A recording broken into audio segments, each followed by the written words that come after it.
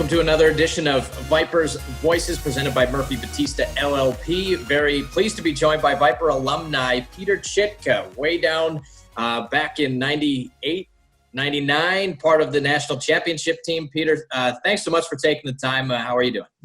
Yeah, I'm doing great. Thanks for having me. Looking forward to talking hockey. Well, there's so many cool stories that we've been able to learn over the last 23, 24 weeks talking to former Viper alumni. And, you know, I've asked a few people, who should we talk to? And your story comes up because it's a unique one. It's not one that we hear a whole lot of. You were part of the national championship team in 99, but it goes further backwards. I mean, you were one of the few people, not necessarily European born, but to have played minor hockey outside of Canada. They've changed the rules a little bit. That's not something you see a lot every day, but born in Brno, the Czech Republic. What was minor hockey life like in the Czech Republic? It's always fascinating to hear how European players grow and develop and learn the game.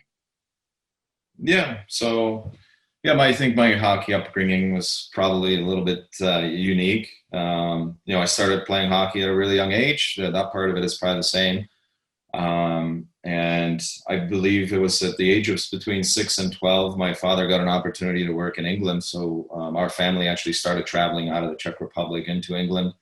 And we spent a lot of time there. And the bad part was there wasn't much hockey in England. And I pretty much practiced once a week and played hockey once a week between the ages of 6 and 12.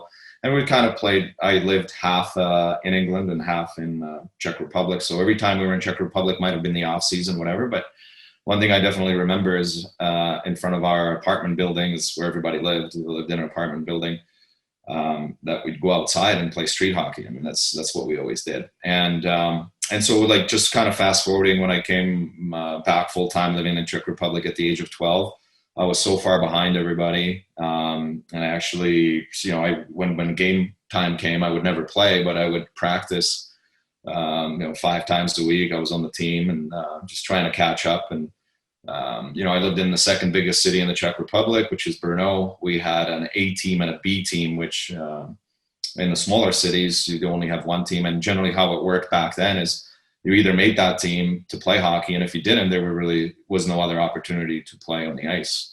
You had to make those teams that are in the town.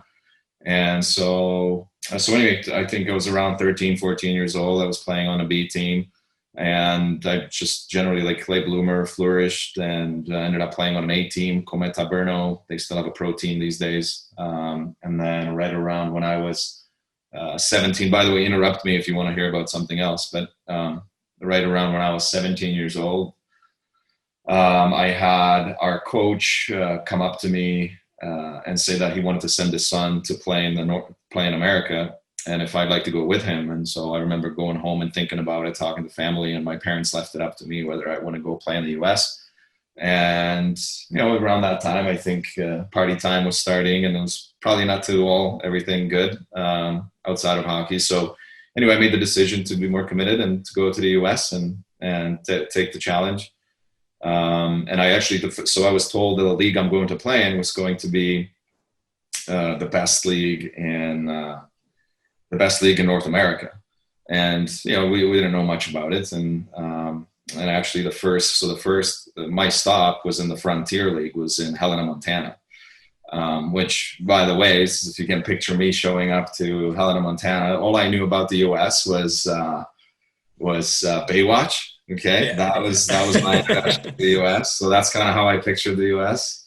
New York, some pictures of New York, and maybe a couple other shows like Top Gun, whatever.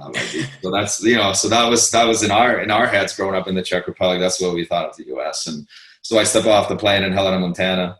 And I don't know if you want to keep on the hockey track, but I do have a couple funny stories about like my first day in the U.S. Yeah. Sure. Yeah. Well, that's great. I would imagine Montana looks a little bit different than New York City, especially when you have something in your head. I do want to track backwards just a little bit to the Czech Republic. I mean, obviously there's tons of great hockey players that have come from there. That's a pretty amazing feat when you talk about you've got an A team, you've got a B team, and the players that have come out of there obviously operate under the same rules and regulations of that. I mean, did you play with any good players back then that turned into NHLers? And who are the big names growing up that you ended up sort of watching or idolizing? Yeah. So the big guys that I played with or against back then, I do, because I know names that ended up playing in the Czech Elite League, but like trying to think who came over to the US and maybe played in a National Hockey League, that's going to be a tougher one. There were guys that played for the Czech national team. Like, for example, a year older than us was his name was Robert Kantor.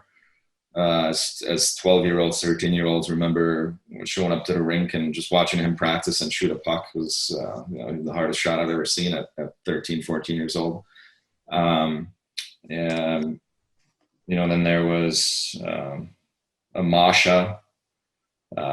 Just big names. I think that year, like the 79 birth year, I don't think we ever really got to play against names that you would recognize that played in the NHL.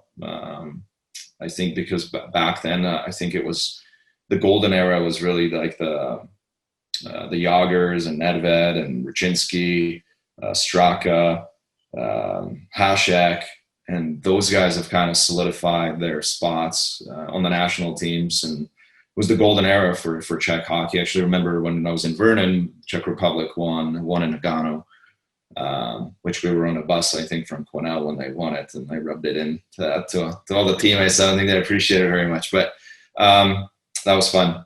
But anyway, I think so. It was the golden era for Czech hockey started a little bit sooner, so that I don't think there was much room left for anybody. Maybe by the end of the conversation, I can maybe think of a couple of guys that definitely nobody I played with, but I'm sure there's somebody that I played against that may possibly made it to the NHL.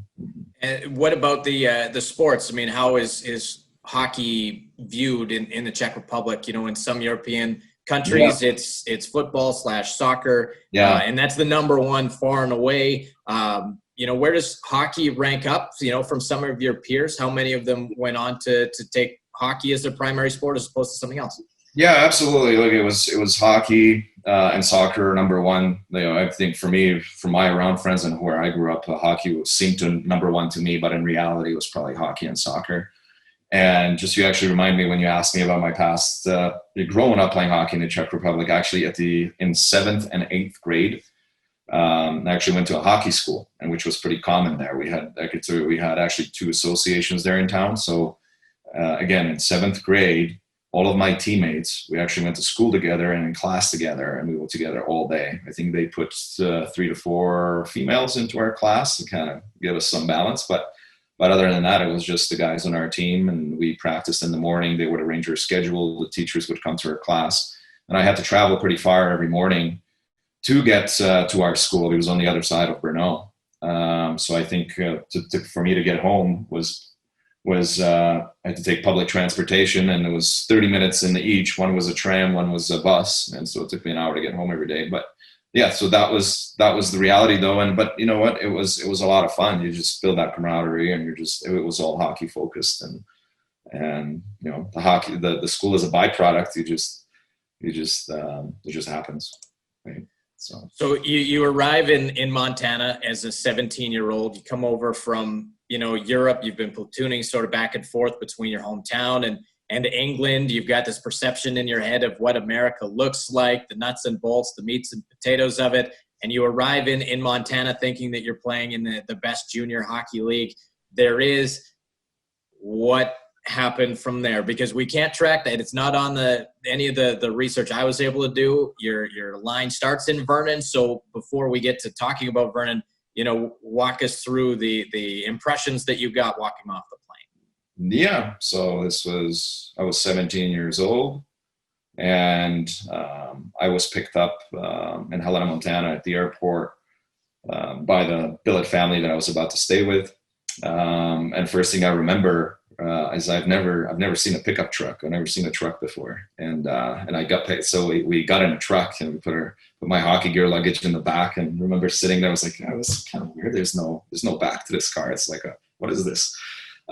So, just a small thing like that. It was very surprising. And then the next thing was I've never been through a drive-through, and we went through, Taco Time drive-through. And we're just sitting in a car ordering food, and they're giving it to us. And I was just so confused on what's going on. And anyway, so we get our food and we head back to the family's house. And I think there was extra few people there to greet us and say hello. And then we pack our taco time and start eating it. And we're in the kitchen. I just remember like it was yesterday. I grabbed. I just didn't know exactly how to eat it, but I took the plastic fork and knife and just tried and polite some table manners. And I try to cut the hard crust taco with a plastic fork and a knife, and just like the knife is bending and the taco's crumbling, and everybody's watching me because I'm the new guy in the house. And so I was like, okay, this isn't working. So then I had to look around to see how everybody's eating it. Oh, so they're eating it with their hands. So I pick up, so then I start eating with my hands, but the problem was I pick up a taco, and as I go to bite it, all the food falls out. so I'm like, okay, so that didn't work. So then I start watching more, and they're like, oh, so they're turning their heads. They're eating their tacos sideways. So then I adjusted, yeah. So in like the third try, I was able to get my meal in, and yeah, it was a little embarrassing. But what was the language barrier like for you? Did you learn a lot of English? I guess living in England, you would have taken some.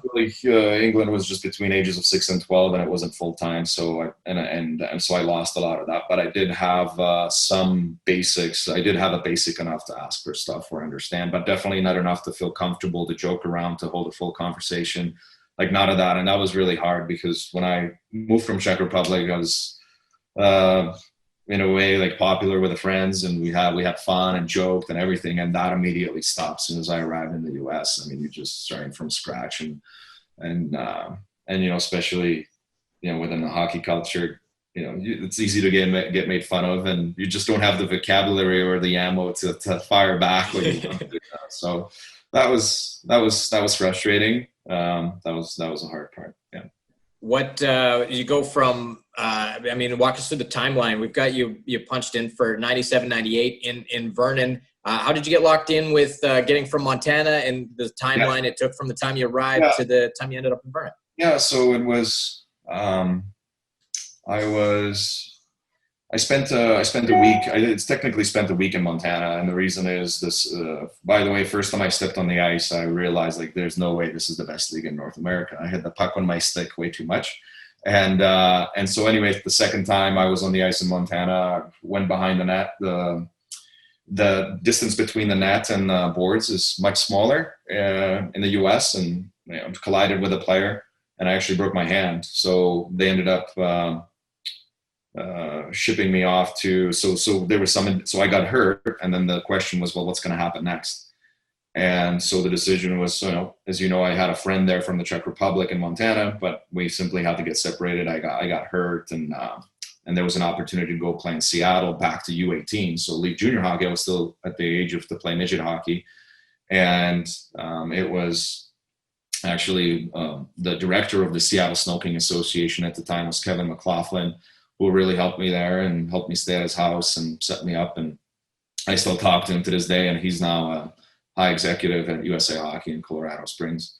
So we stay in touch. And but he's the one who picked me up in Seattle at a bus station. And that's another story in itself, how I got to Seattle on a bus. I was, I had a broken hand, got put on a bus.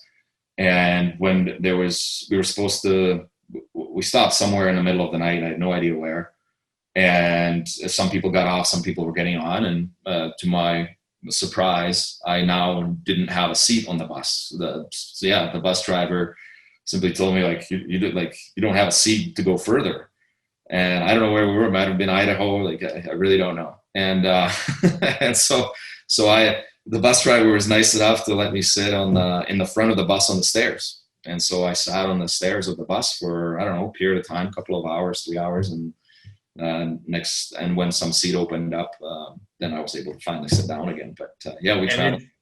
That's unreal. You're doing that at 17, 18 years old too. It was tough. In a foreign country. I mean, people in their adulthood don't necessarily feel comfortable doing like that. That is unbelievable. So you spent some time in Seattle, playing in the U18s. Yeah, Snow King. How did you adjust there? How was the adjustment? It was hard. I had a broken hand, so you don't fit into the team right away on the first month or two. I think I cried the first month every day. So that's how the beginning went. But I knew I wanted to. I just told myself, I committed, I'm going to stay there the entire year, no matter what. And so anyway, things got a lot easier when my hand healed and I started actually playing. And then you start getting a couple friends on the team, and especially like if we fast forward to March. I mean, it was at the tail end of the season, but then I was able to start driving a car, and you start being more independent. So the life changed towards the end. It was incomparable from the first month till the last month of my experience there in Seattle. But anyway, our league was, all of our teams were in Canada, around the Vancouver area. So we were the only U.S. team, and the competition was great. I remember going to the Max tournament with our team in Calgary. That was a great experience.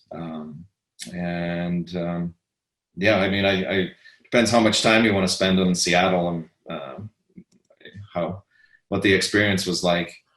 Yeah, but the adjustment, the culture is it is different. Like I come in as a foreign guy. I remember, first time we went on a hotel trip, and I walk into a hotel. There's some guys that are just they can be a little tougher. So it's like, hey, you're European, don't come in this room. And it's like, okay, and you just leave and you just take your shots. But like I said, by 3 months in, 2 months in, it's just the world started changing, and I really enjoyed my time there by the end of it, for sure. That Max tournament is a pretty impressive thing. Obviously today, lots of players get a chance at getting exposure. Is that sort of the first time that you thought, I'm sure you got talked to a little bit as well. Scouts and coaches are pretty hands-on when it comes to the junior A's and guys that they want to bring on. Is that sort of how you got introduced to the Viper people? And if so, what do you remember about your first interaction with anybody from the BC Hockey League? Yeah, so I'll also mention that when I was my time in Seattle, I also got to practice with the Thunderbirds once a week. I guess they maybe saw some potential there. So once a week, they were practicing out of the same arena. And yeah, so I practiced with the Thunderbirds and actually sat there next to Patrick Marleau, who was sitting next to me in the locker room. Yeah, when we went there. And anyway, so then when I first started talking to Vernon was actually after our midget season. There was a showcase. It was in Alaska. It was a 2-state team, and the state of Alaska and the state of Washington put a team together and went to Chicago showcase. And I actually wasn't even going to go. It was going to cost some money. It was a different time then, and I wasn't going to spend the money to go. And I remember, again, Kevin McLaughlin and there's another person leading the team. They simply helped me out to pay for the expense of going, and I went. And there, I believe Troy Mick was scouting the tournament in the Chicago showcase, and that's when I first got introduced to Vernon, and actually got some first letters, I believe, from Anchorage, Alaska.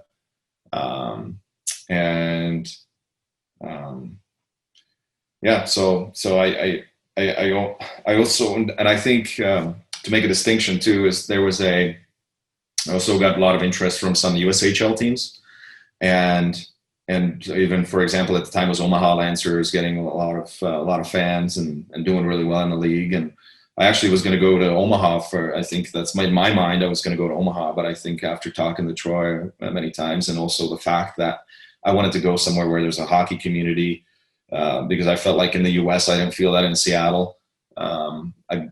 My perception in my mind was, and it was correct, is that Vernon's a hockey community, and talking to Troy, as I say, great person and a great coach, still till this day, the greatest coach I played for. So anyway, so I ended up going to Vernon, and yeah, that explains the transition a little bit. So pretty, and I mean, you get there. So I've got the 97-98 roster list.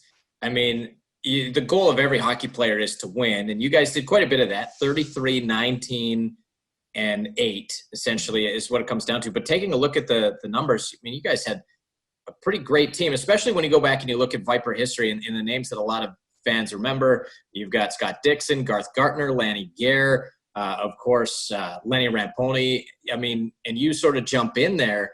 What was your first experience like? First of all, with the city of Vernon, but also sometimes what gets overshadowed is you were playing those games at the Civic, and I imagine the Civic Arena was jam-packed almost every night. What were your first impressions when you'd skate onto the ice with your teammates there for the first time in Vernon? Yeah. So first, when I arrived in Vernon, I was just, it must have been August or something like that, and just the weather, the scenery, the lakes. I didn't know what it's going to look like there, and it was so beautiful.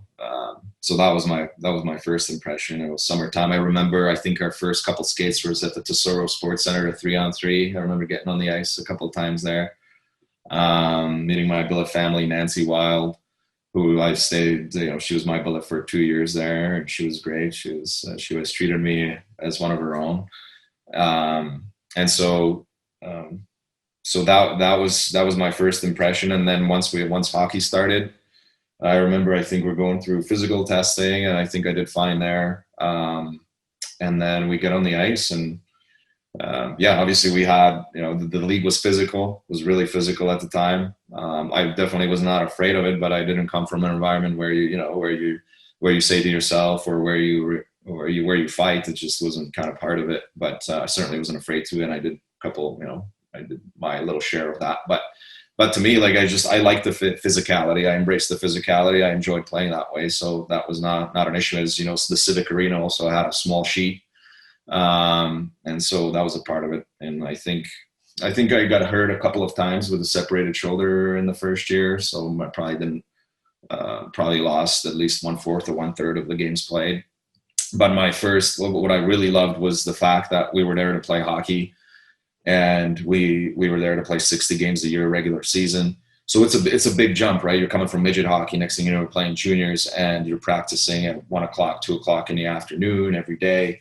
You're traveling to play hockey, and your expenses are paid for. And it was just really exciting in a way. I felt like I was living a dream. Yeah, so it was great. Well, and the chatter, and I'm sure as you've sort of gone along in your hockey career, once you hit junior, and every level below junior tries to operate as close to a professional standpoint as you can, but operational costs are what they are, and technically it costs a lot of money to get there.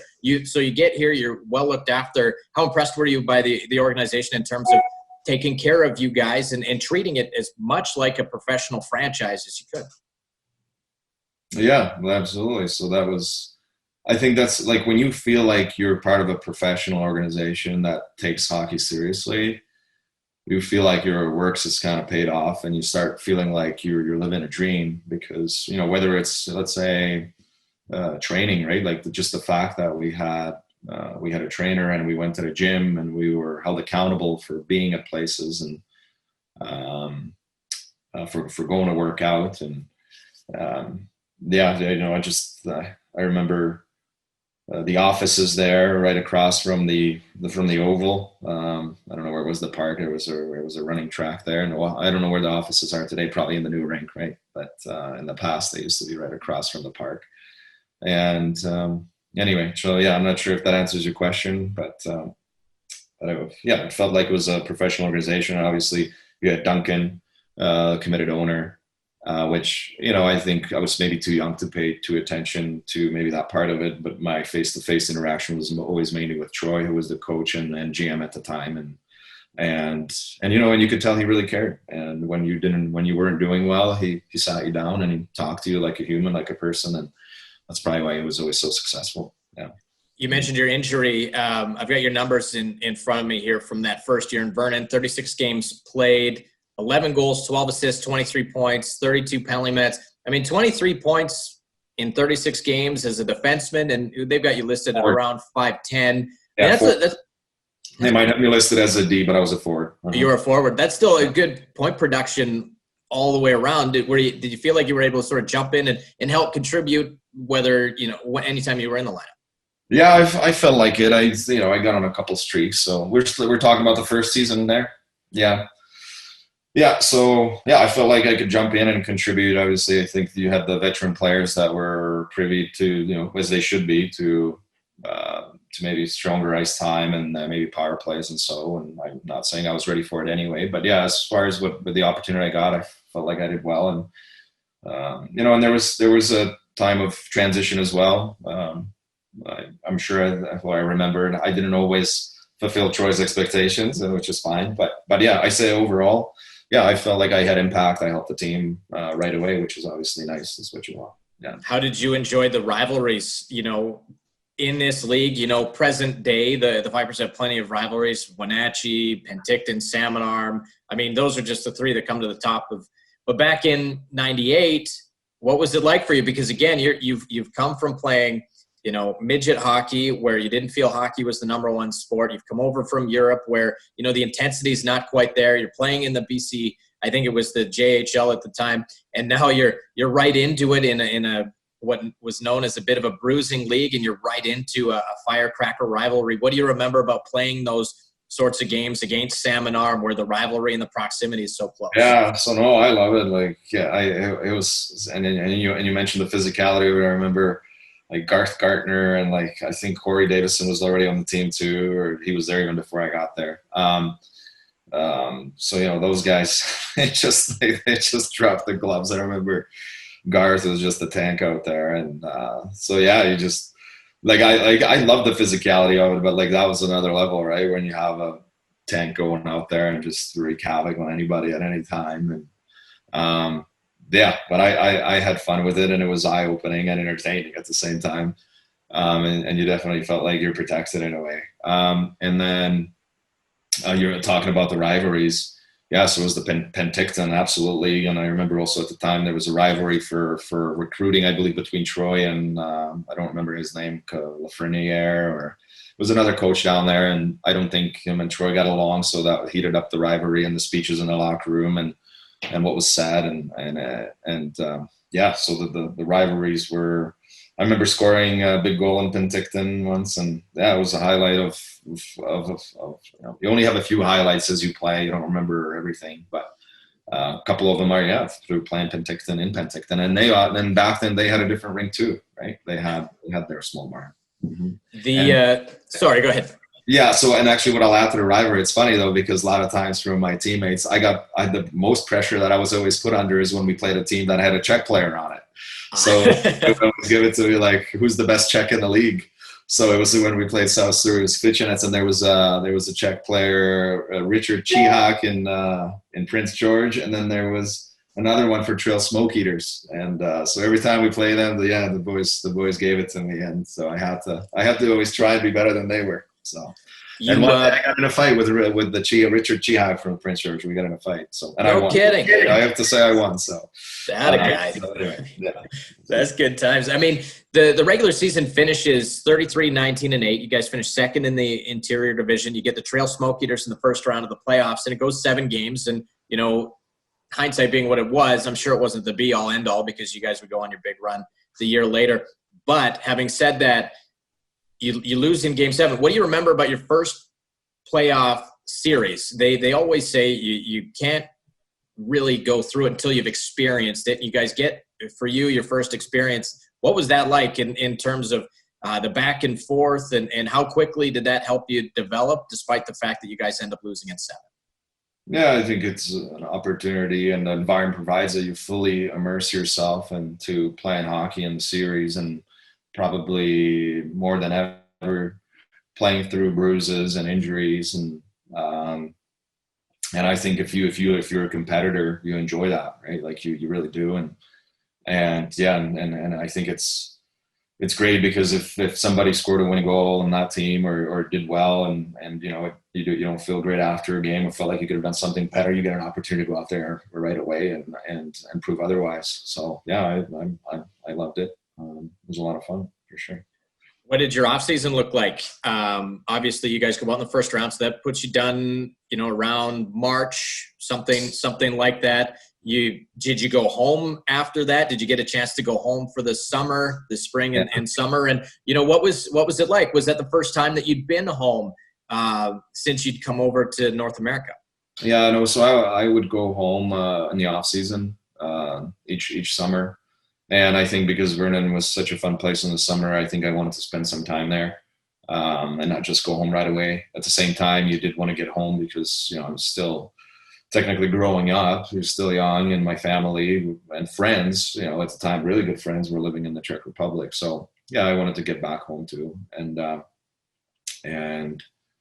Does that answer your question? Yeah. So yeah, absolutely. Well, did your parents notice anything different about you? Again, you've been away for so long, and when you left, you had. You know what I would say my old teammates from the Czech Republic noticed. They always said when I came back from playing juniors that I was faster and stronger, and like they couldn't recognize me as a hockey player in a way. So so that, you know, from that hockey perspective, and then as a man, I don't know, or as a growing person, I don't know. Nobody's ever told me, but I'm sure, yeah, you're growing up. You're 17. Next thing you know, you're 18, then you're 19.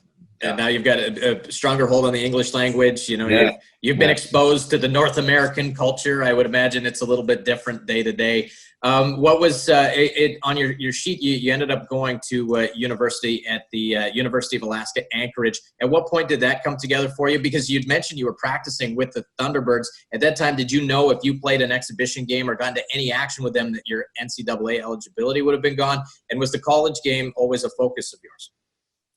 No, I didn't know at the time that playing for the Thunderbirds would disqualify me from college, and to be honest, college was not on my radar. I remember the first time I learned about college was when I was back in Seattle, and it was just at the Billett's house, and the hockey game came on, and it was BU versus Michigan. It was the national championship, and I remember them playing with full mask, and the game was so high paced, and it looked completely like, I've never seen it or didn't know much about it, and I was totally impressed by it, and I thought those guys are too good for me to ever play there. So I would say it was that I just enjoy playing hockey, and I didn't really have like, I want to play college, I want to play that. I think one goal I thought I would always be cool is to play in the Czech Elite League, but I thought I would never achieve it in a way, and but not in a way where it would discourage me. I just simply love playing what I do and trying to be the best I can.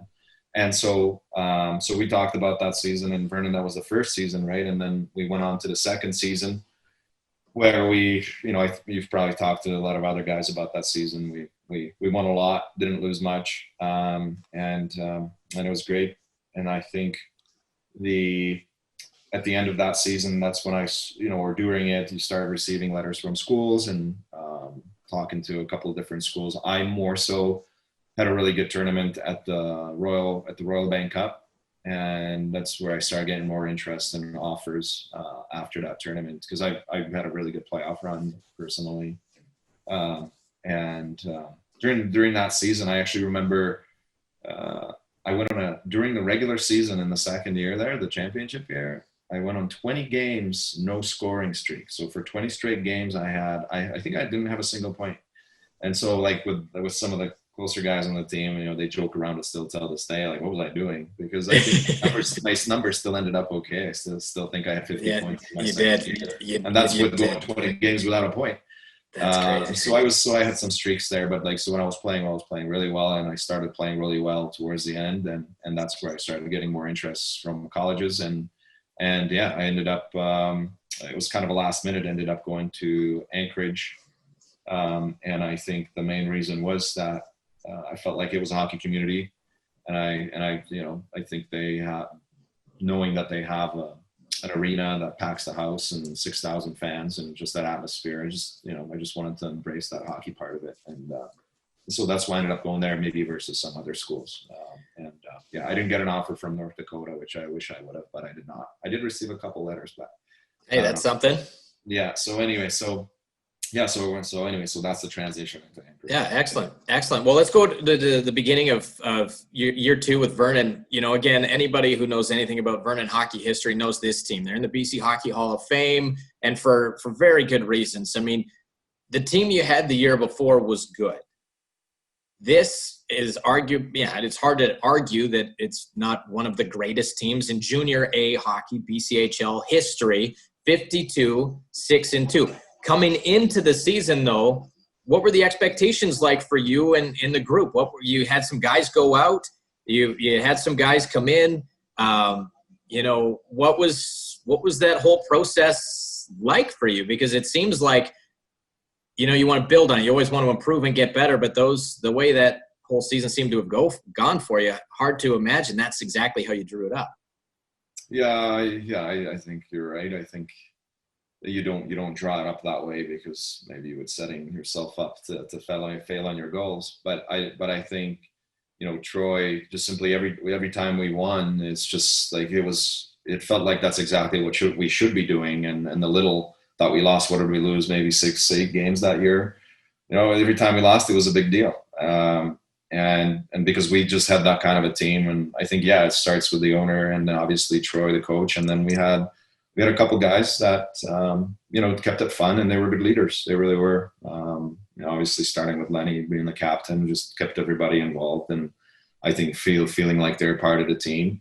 And on the ice, we also had guys that could play. And so the organization assembled a team that could go out there and simply compete and play. But I really think we were able to put a group of guys together that could just get along, and you felt like you were part of the team. And I think just about anybody, if not everybody, felt the same way. And that's probably why we had all that success. And you guys scored a ton of points too. I mean, Lanny Gare has 111. I know he's right up there. I don't have the number in front of me, but in franchise history, that's right up there. Yeah. If not at the top, pretty close to it. Tyler Knight with 83. Ryan Beta, who played in the NHL, with 82. You had a pretty nice year yourself, but how much of a benefit? I mean, we'll talk about the points. 50 points, as you said, and you went 20 without one in 56 games. The 56 games is an important thing because you played 20 fewer plus playoffs the year before, 56 this year. How much did you need to focus on the conditioning, and how much did your health benefit you throughout the course of that season? Yeah, so one thing I really did commit to is off-season. I really did train hard in the off-season. I felt like that's what really I was different in that way from a lot of guys. And maybe I was lucky enough because some guys also went and got jobs and worked and whatever, and some fun. But I definitely felt like I was at a higher level for off-ice, off-season training at the time. And even eating regimens and all that stuff, I took it pretty seriously. And so going into a long season, I don't think I noticed anything until we started going to the playoff run, where you're really adding games. And I don't think even the hockey DBs will show it, but I believe we played over 100 games that year or so. And I remember I lost, and other guys did too. You just start losing weight, and it was so much fun, and it was so grueling at the same time. I would do it all over again. But as far as the points and or go ahead, what was the Well, it was just about how, it held up and how special it was to be able to get into as many games. Because, again, you had the point production the year before, but only in 30 games. This is good. This is good. This is what I was going to say. So we had our first line of Lanny Gare, Tyler Knight, and Ryan Beta, and they definitely put up points. They were crazy points. And one night, Tyler Knight left to go on a recruiting trip to Bowling Green. And I got put on that line, and I had 4 goals playing with Lanny Gare and Ryan Beta. So the good joke was then after that, Tyler, that I should be playing in your spot. So anyway, we joke around it today. Tyler and I, we were friends, and which actually brings up a memory. And if they listen to this interview ever, they'll probably laugh about it. But I did play some FIFA and NHL on the PlayStation versus Tyler Knight and Lenny Ramponi and others. But especially those two, I don't know if they ever got a win on our PlayStation battles. So good on the ice, good in video game form too. Yeah. Anyway, so that's great. Well, let's talk about the playoff run. I mean, you talked about it. There's 60-game regular season, and in the BCHL playoffs alone, you could have played a lot more. For your guys' benefit, you didn't require 7 games like you did. You knock off Merritt in 5 games. You sweep Prince George. Those two alone, having been to both facilities, and I guess it's a little different considering most of the buildings were a little bit smaller, the ice surfaces were. What were those two like for you? Again, you guys get through the first round. You weren't able to do it the year before. How important was it to start gelling as early as you guys were able to do it and go essentially 8-1 in your first 9 playoff games? Yeah, I think we felt really comfortable with our team. So I remember. So I think we had to beat Chilliwack to win the BCHL.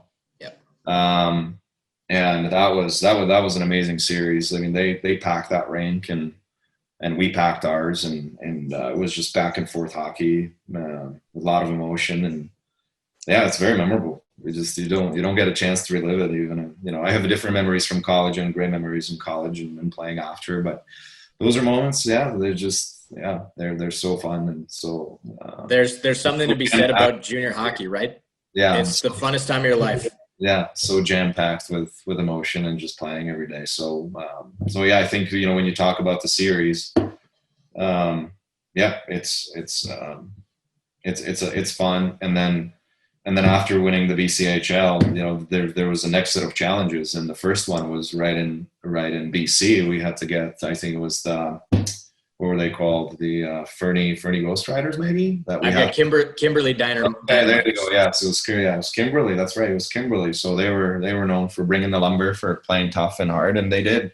And so that's probably the most I've ever gotten cross-checked and slashed. And I remember, if you've heard any of the stories before, but we lost the first game to them, I believe, and I don't think that's even happened in 10 years, 20 years, or ever, that the BCHL team would lose a game to the winner of their league, and so so it was, the Troy was not happy and we were not happy, so that's really memorable. And, you guys get through that, and now you've got to play another different challenge, which is not easy. You've got the Calgary Canucks in the Doyle Cup, and if I'm not mistaken, and again, I've done some interviews about this before, Danny Heatley was on that team, wasn't it? And the funny story is the Heatley shadow, or something like that. What do you remember about being a part of that series against a guy who was lights out when he made his way to the NHL?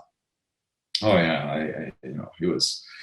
I remember hearing so much about him, and so that was a series that what I remember also, just before we get into hockey, is that our ownership, they spent the money and we were able to fly to on a chartered plane to go to Calgary, and I certainly appreciate that after all the games we've played and just traveling that way.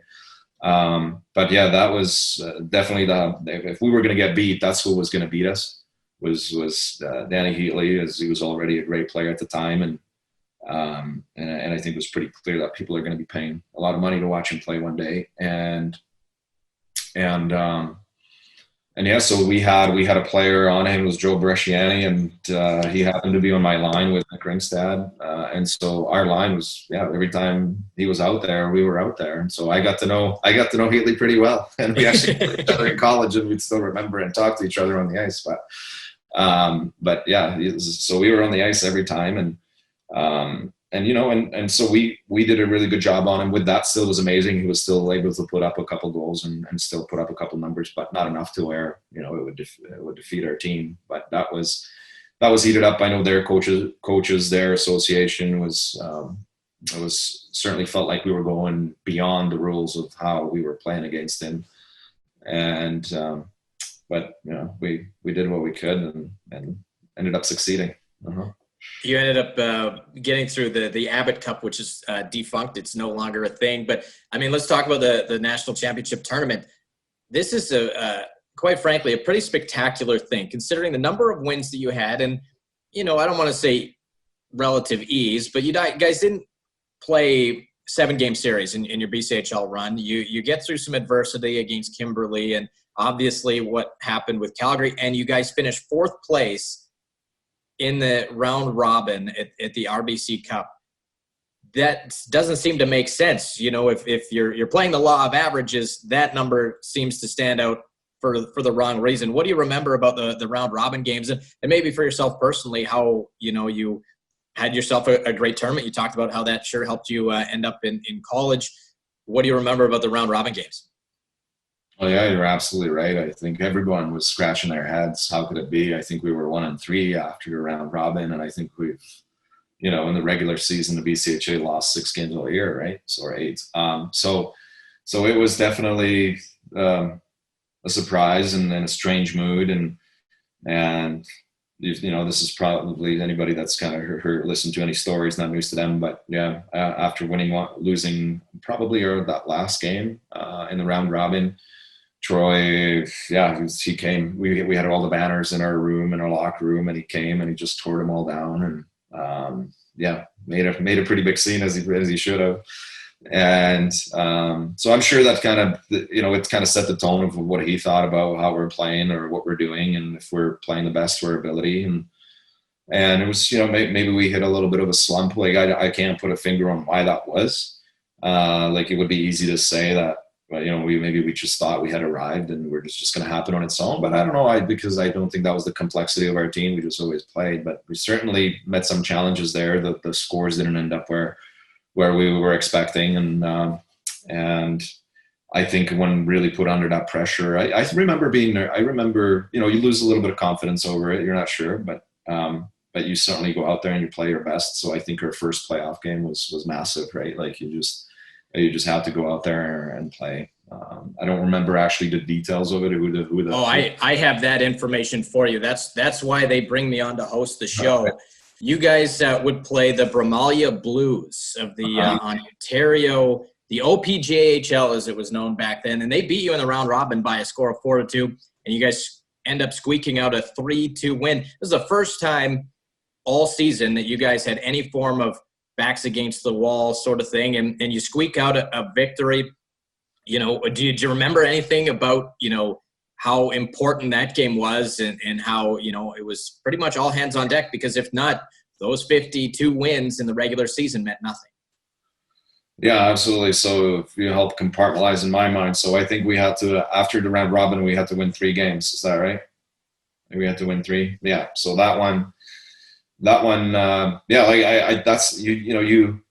you start maybe guessing a little bit or doubting. Like before going into the tournament, there was probably no doubt, but now, there was room to doubt, and you had to be strong mentally and really put everything out there. And thinking, beating that team obviously regenerates some of that confidence. Okay, so that's the team that beat us, and we got past them. I can't speak into detail exactly to that game, but I do remember like the time before the game and the time after of, you definitely felt some pressure and felt accomplished after. Mm-hmm. You guys, that semifinals actually was pretty tight. You guys won 3-2. Charlottetown, who you'd play in the finals, squeaked out a win over the host teams, Yorkton, 6-5. But whatever you guys had for breakfast on final Sundays, I mean, we got to try to duplicate that everywhere. 9-3 pummeling in the final. I mean, I've heard that game was, it hit a certain number, and you guys knew that it was pretty much in the bag. Do you remember certain moments in that where you knew, holy smokes, we're going to be national champions, pardon me? Yeah. I think it was, speaking for myself, I think I got hurt I think I left the ice during the first period to get stitched up. I had a collision in the corner, and so I had to go get stitched up coming back.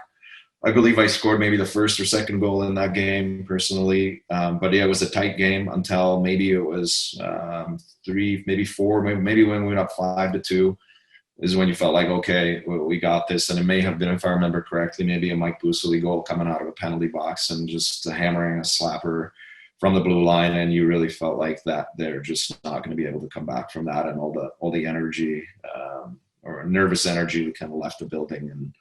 And it was on autopilot from there, and I think it did, right? Because then they just the curtains kind of opened up, and we were able to pump a few more goals. And yeah, so it made it, and in a way, it made it exciting on our bench because we got to for a long period of time know that we're going to win this game, so we were able to enjoy the moment. So that game is the most memorable game for me during that tournament, and probably because you were able to step out for a minute of being intense and like, this is happening and we're going to win this. Yeah. So pretty exciting. Icing on the cake. Lenny hoisted a lot of trophies on the playoff route. How exciting though was it watching him hoist that trophy and you guys getting a chance to celebrate, and how much of that victory and maybe the celebration when you guys returned to Vernon? It wasn't the first national championship.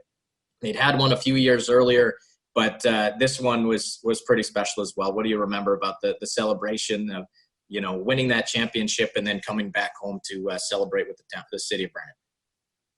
Yeah, I think as you might expect, our emotion, all the energy that you've put in, and your emotions start flowing and flooding your brain, and so it's memorable, enjoyable, and I think you get to do it with a group of guys, and we all looked the same. We all had beards and we were bleached blonde, and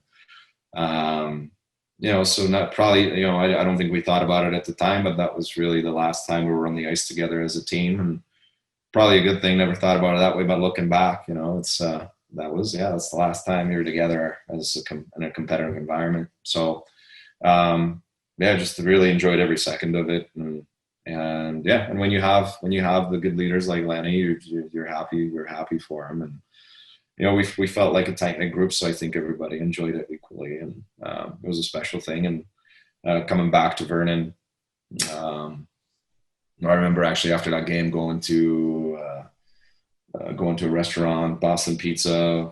Families were there, which we had great support from our families. And actually, the tournament was held during Mother's Day, and so a special time for the mothers. And then, enjoying our time in the restaurant. I think there were several of us that were stitched up from the tournament, and throughout the playoff run, everybody lost body weight, taking some pictures, bleached hair. I mean, those are still cool pictures to look at today. And then coming back to Vernon, what was really memorable, I think we got picked up in a fire truck. We got picked up in a fire truck and rolled up to the rink and had a victory lap around the Civic Arena, which already at the time had no ice, because now we were in May, I believe it was or June. It was a late May. So there was no ice there, but we did our victory lap in the Civic Arena, carrying the trophy just with our shoes, taking pictures. And, and the Billet families were there, and we got to enjoy it with them because they were certainly part of the support system.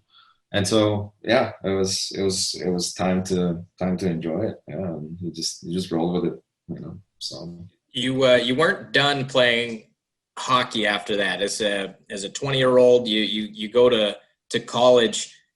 I mean, 4 years at the University of Alaska Anchorage, you got into almost every game except your last year, where you only played 17. How much of an adjustment was it to become a student athlete for your 4 years at Alaska Anchorage, as opposed to the, what we've heard about junior hockey is essentially when you get to a certain age, it's, video games, gym, hockey, done. That's the life of a junior hockey player who's graduated high school. What was the adjustment like for you to go to a full-time student athlete at Alaska Anchorage? Yeah.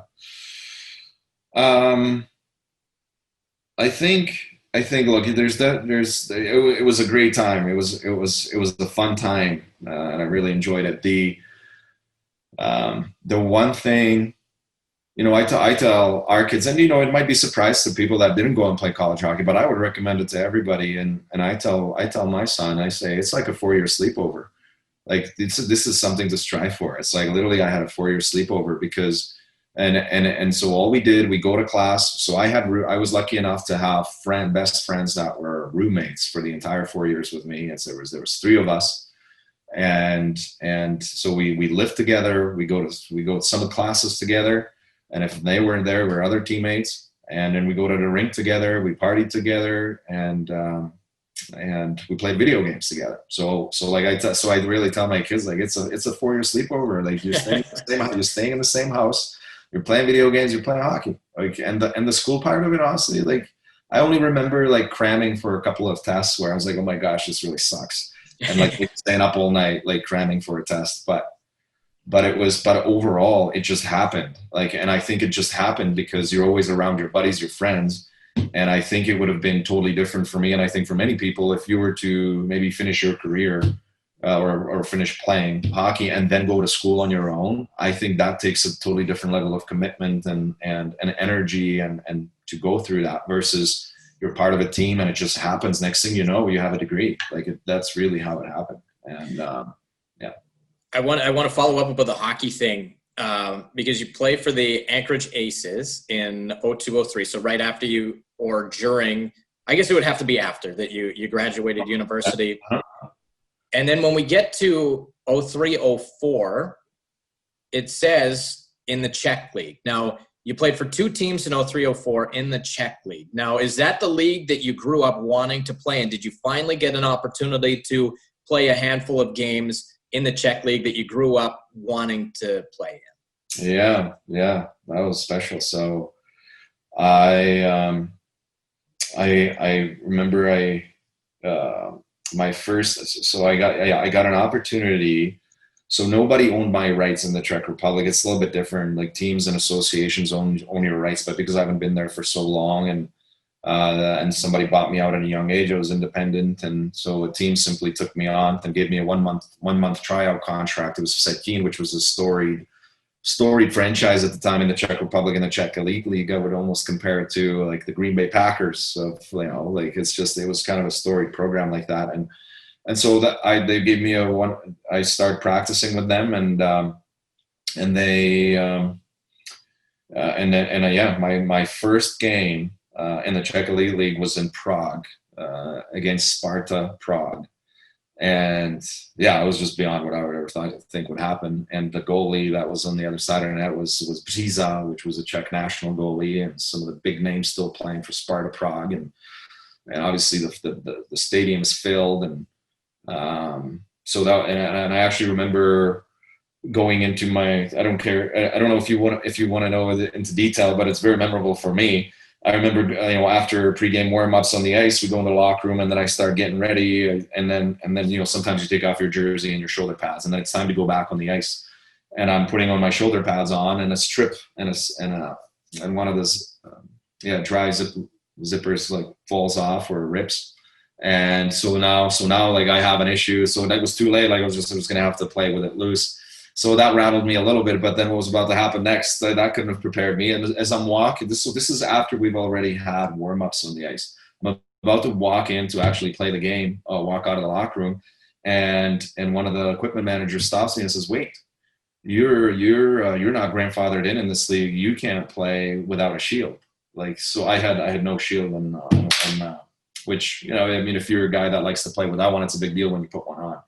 And so as I'm walking on the ice, they pulled my helmet and put a half shield on my mask. I was so rattled for that, but I think I got over it pretty quick. I didn't want anything to ruin my moment. But yeah, I remember the game being super fast, and the Czech Elite League it's super skill. It's everybody's skilled. Everybody has great puck possession skill. The game's moves fast. They play together, and I try to bring some of my North American physicality to the game, and so I really enjoyed it. That was my first experience, and that was a dream come true for sure. You ended up playing 4 games total that year, and then that was pretty much it.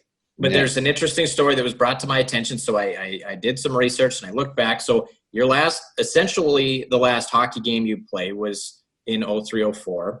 Yeah. And then all of a sudden, in 2012-13, you play one game with Fort Worth. How does that come about? How do you take a gap? Yeah, so let me get there like in an efficient way. So with the Vsetín, I played 3 games, and they wanted to sign me, and but again, you have to all of a sudden your rights belong to that team. The answer, and talking to the agent at the time, it was like, no, we can't. We're not going to sign for that long. And so I ended up going to, at the time, the highest team in the Czech Republic, Znojmo, was Znojemští Orly. And after practicing with them, they signed me to a 3-year contract plus an extension. And knowing that I would probably spend significant time in the minors, which was in Jihlava.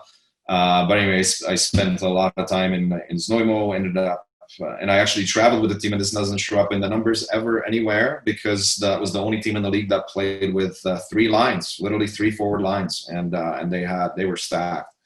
And so I literally traveled around Czech Republic in the winter, just sitting on a bench, not playing and freezing.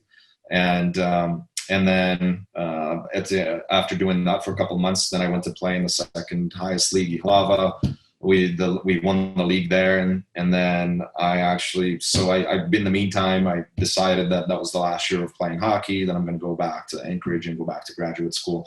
There was an opportunity for me to go back to the elite league and play in the playoffs, but too many decisions along the way. So I ended up back in Anchorage, getting a graduate degree, and then I ended up in Phoenix, Arizona. And now, like you said, talking about the Texas brand. So this is 10 years after I had played in the Czech League. So I played men's league here in Phoenix, Arizona throughout my 10 years here at the time. And also there's a NHL alumni team here who, sometimes they don't have, and a lot of times they don't have enough NHL alumni to play in games or practice. So I actually play with them fairly regularly, fill in. And anyway, so this was, and so now we go to the Texas Brams. So how that happened is I got a call from somebody. His name is Mike Briotti. He works for the NHL, for the Coyotes in their front office. And he called me and said, you know what, the Texas Brams are coming to town and they have some issues on their team. There's some players hurt, etc.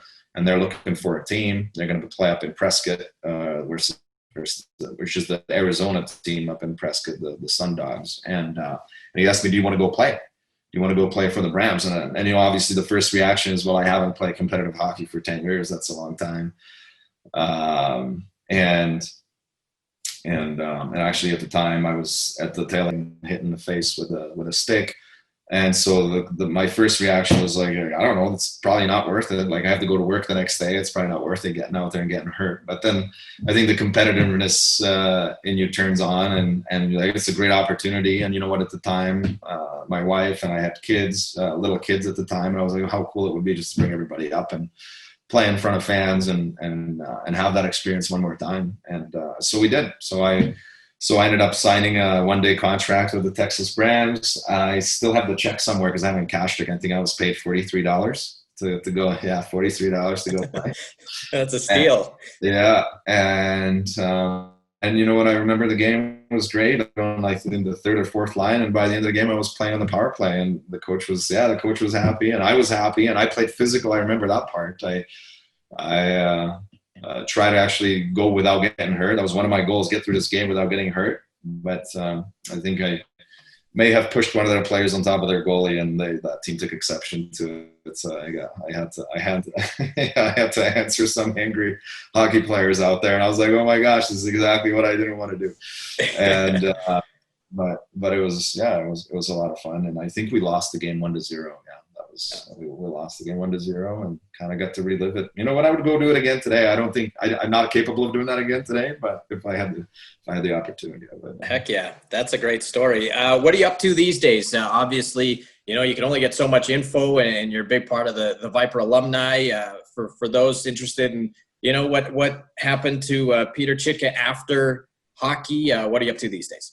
Yeah, so I went to graduate school back in Anchorage, and I came to Phoenix, and I was part of an opportunistic business at the time based on the devaluation of the Czech crown versus the US dollar, and started exporting sporting equipment into the Czech Republic, actually hockey equipment too. And also obviously finishing college, my focus was on finance. And so I guess it was in 2009, I joined Charles Schwab in financial management, and just kind of started pretty low, answering phones and at Charles Schwab, and using some of your education and getting some licenses. And then eventually, like actually in the same year, I was hired by, at the time, Smith Barney, which is a wealth management firm here in Phoenix that got bought out by Morgan Stanley. And so today I am a sports and entertainment director at Morgan Stanley Wealth Management, which is a division that focuses on servicing the needs, the unique needs of professional athletes and entertainers. And so I've been able to segue my I guess professional and financial life still working with athletes and also hockey players, and to me, you know, it's hard to call it work when you can do that. And I was able to take advantage of the fact that I speak Czech, and so I have a sort of a niche and able to, because you know, financial management is the, you know, there's a big part of managing finance, but it's also a big part of being able to educate the client on what's happening or what they need to know. And I was able to kind of establish a niche in it where, I today work with some former big name Czech NHL hockey players, retired or currently playing. And so, that's what I'm up to today. Mm-hmm. Well, we can sort of assess that you're still involved with sports there just from the Peter Mrazek jersey that you have framed behind you. Finally, before we let you go, and we really appreciate the time here, just sort of hearing about your story and how unique it is. I mean, when you reflect back on your 2 years in Vernon, because obviously that's what this content is produced for, do you have anything you'd like to share with the fan base who had a chance to watch you for a couple of seasons and watch you be a part of, if not the most historic team that the Vipers have ever put together? Do you have anything you'd like to share with the Viper fans before we wrap this up? Yeah, so I think if I look at it today, if I'm a fan, I think about the fact that the players that are out on the ice are going through like foundation of their life and building blocks, and they're growing and they're living their dream because they get to play there, and the fans make it that. And sometimes a fan, I would realize that these young men are really at the start of building a foundation for their lives, and I think it's something fun to be a part of, I think, as a fan, and then you get to see how they do in the future. And I think the fact that Vernon's a hockey community and you get that support, it makes it a special place, and obviously you can't do it without the fans and the support. So that's what I would mention. Well, Peter, we really appreciate the time here. Thank you so much for joining us on this episode. We wish you all the best, and I hope we can reach out and do this again down the road. Okay. Great talking to you.